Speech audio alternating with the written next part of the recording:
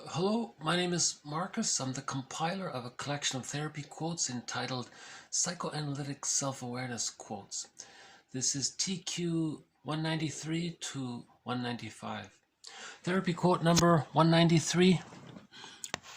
According to Winnicott, antisocial behavior is rooted in environmental failure to provide good enough holding and mirroring, but is sustained by its reparative intent.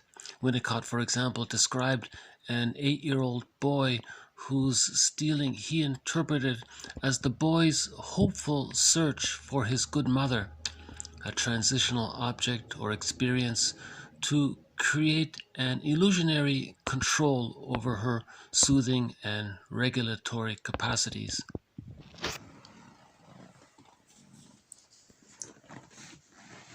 So I thought that was looking at the positive intention behind the child's misbehavior and acting out. He's trying to find his mother's love somehow, you know.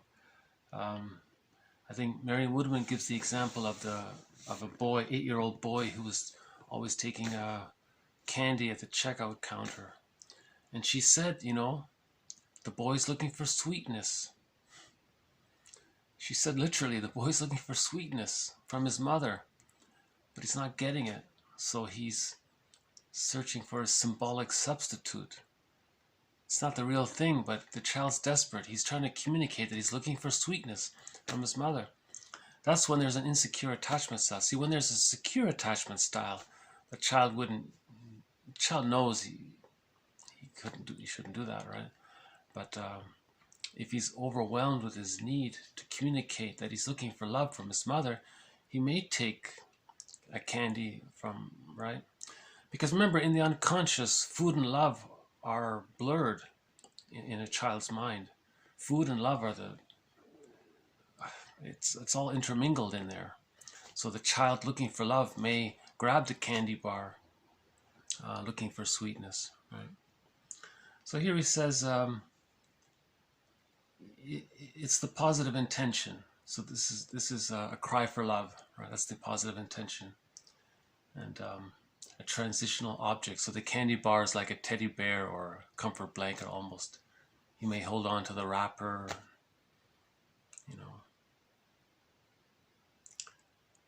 And he even says the experience of it. So he may even remember the experience of taking the candy bar as something he can remember where he got mother's love in symbolic form. It's not only the item, but maybe the act of it as well. Illusionary control.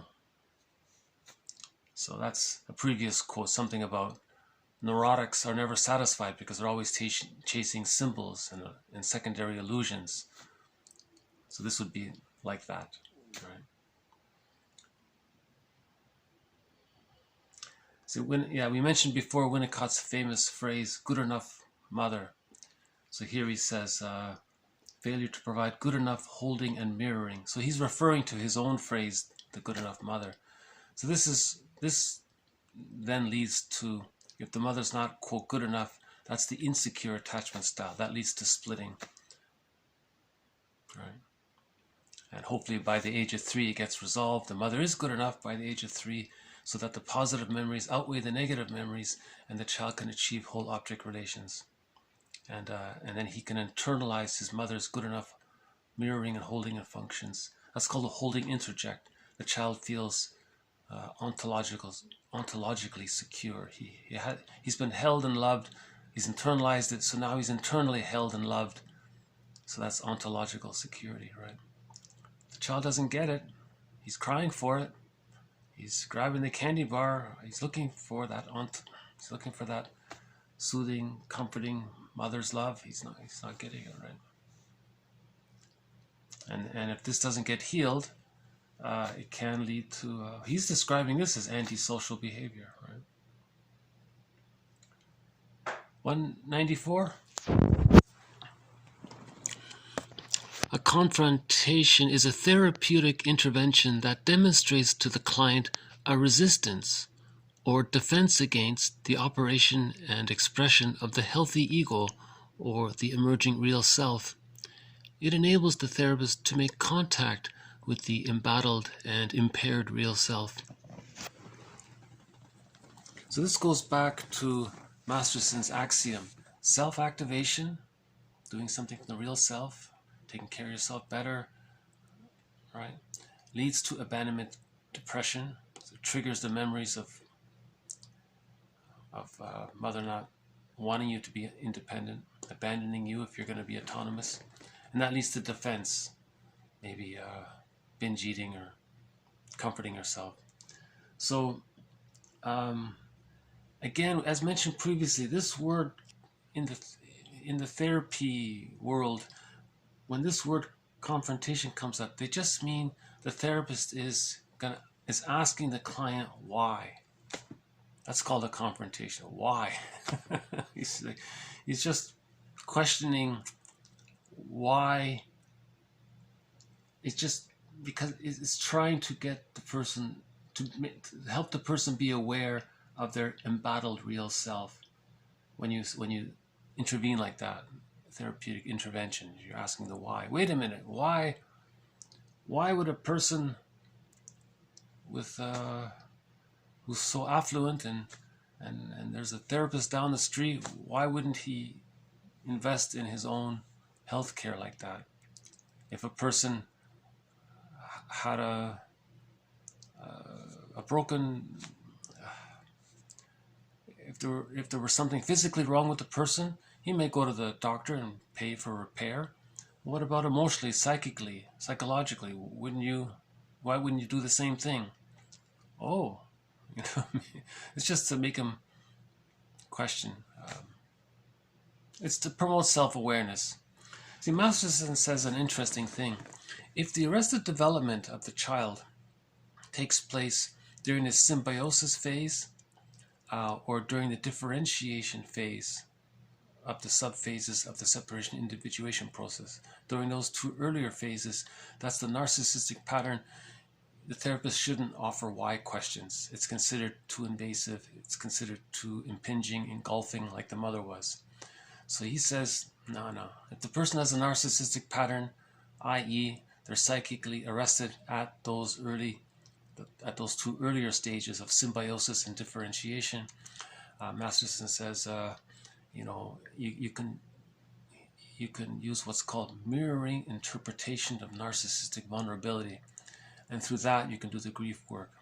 If the person's arrested development occurred later on during the practicing and rapprochement subphases of the separation individuation process, that person's ego is stronger. You can challenge him. You can say why this, why that, why. You can be a little more direct, and that's more helpful to them, because if you just mirror them, that promotes the regression to the earlier stages, which was needed back then. You see, so he says you don't do that. You're promoting regression, ironically. So Masterson says you identify the client. If he's arrested earlier on in the first two stages, that's mirroring interpretation of narcissistic vulnerability. If he's arrested in the latter two stages of the separation individuation process, then you can use confrontation. Why this reality testing? Because they can handle it. That's where they're at, right?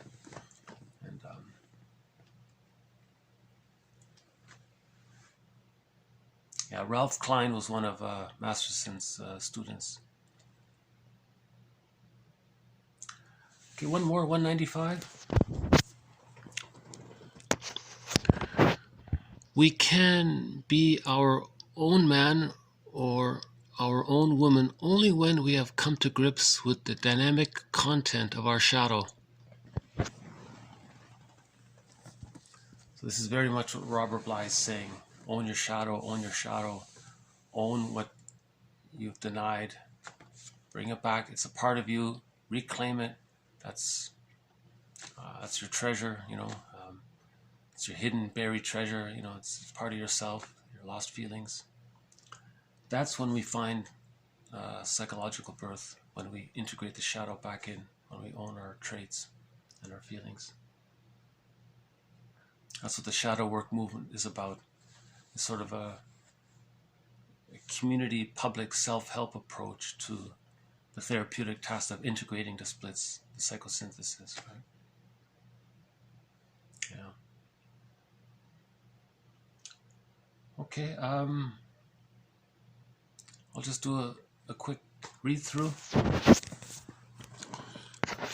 According to Winnicott, antisocial behavior is rooted in environmental failure to provide good enough holding and mirroring, but is sustained by its reparative intent. He described an 8-year-old boy whose stealing he interpreted as the boy's hopeful search for his good mother, a transitional object or experience to create an illusionary control over her soothing and regulating capacities. A confrontation is a therapeutic intervention that demonstrates to the client a resistance or defense against the operation and expression of the healthy ego or the emerging real self. It enables the therapist to make contact with the embattled and impaired real self. We can be our own man or our own woman only when we have come to grips with the dynamic content of our shadow. Yeah, that's interesting, that last phrase, the dynamic content of the shadow. See, that implies this inner world here. It's dynamic. It's not a static. Although we say psychic structure, there is movement, there is activity there. And that's the theory of what fairy tales and mythological stories are about, to describe this dynamic unconscious world. We live in two worlds, the external world and this internal world, right? And it's dynamic, he's saying. That's why this psychoanalysis is sometimes called psychodynamic therapy, right? Because it's in reference to the psychodynamic inner world and how it's getting projected outwardly, you know. More to follow. This says in TQ 193, 194, and 195. See you next time. Thank you again. Bye for now.